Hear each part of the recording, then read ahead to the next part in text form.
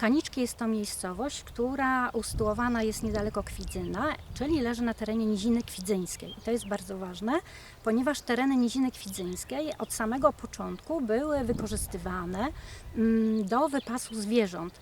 Natomiast w następnym okresie coraz większe obszary były przeznaczone do uprawy zbóż, a w następnej kolejności dookoła budynków, takich dość okazałych budynków, zaczęły powstawać ogrody, w których rosły między innymi ogrody użytkowe, w których rosły między innymi drzewa owocowe.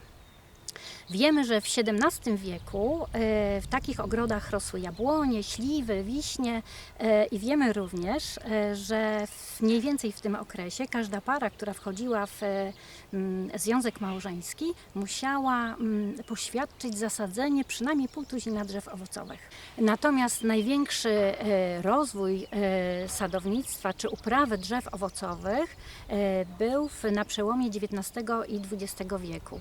I druga połowa XIX wieku to jest czas, kiedy na terenie Doliny Dolnej Wisły, na terenach przyległych, na terenie Niziny Kwidzyńskiej zaczęło rozwijać się sadownictwo.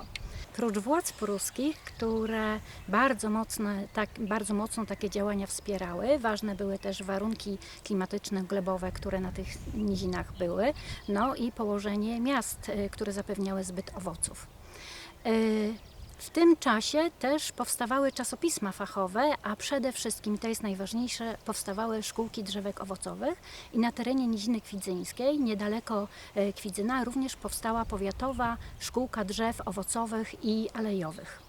Głównym celem szkółki drzewek owocowych było przede wszystkim utrzymanie drzew, które rosły na tych terenach już przez wiele, wiele lat. Między innymi to była jabłoń odmiany Biała Szczetyna, ale też chodziło przede wszystkim o produkcję nowych drzewek, które były wykorzystywane do nasadzeń przy drogach użyteczności publicznej, na przykład przy drogach wiejskich, a także drzewka były przeznaczone dla gospodarzy, którzy coraz częściej i chętniej kupowali takie drzewka już do własnych sadów, które albo chcieli je ulepszyć, albo po prostu na nowo zakładali. Przy szkółkach były również kursy ogrodnicze, w których uczono m.in. pielęgnacji drzew owocowych, a z biegiem czasu szkółki były przekształcane w tak zwane ogrody eksperymentalne.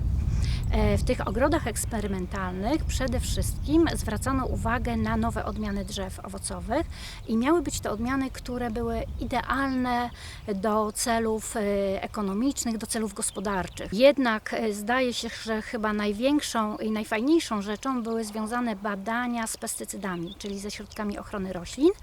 I to było bardzo ważne. Wydano nawet taki kalendarz z datami i ze sposobem używania tych pestycydów.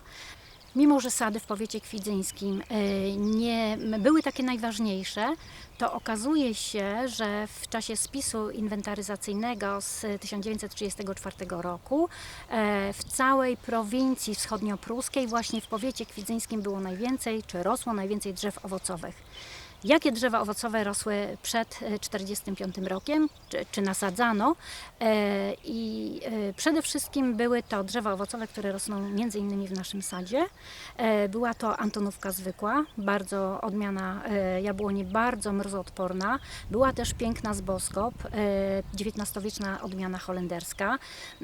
Sadzono również cesarza Wilhelma, przy którym akurat jesteśmy. Jego owoce bardzo długo się przechowywały i bardzo dobrze.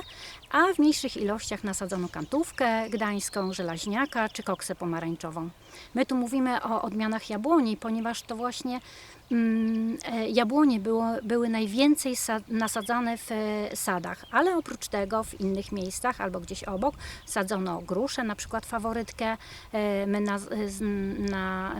znamy ją pod nazwą klapsa, albo też śliwy, węgierka zwykła, węgierka Wangenheima, czy lubaszki, albo czereśnie, na przykład Schneidera późna, czy hedelfińska. Oprócz tego szkółki i gospodarze nasadzali również krzewy owocowe, jak porzeczki, maliny, agrest czy nawet truskawki.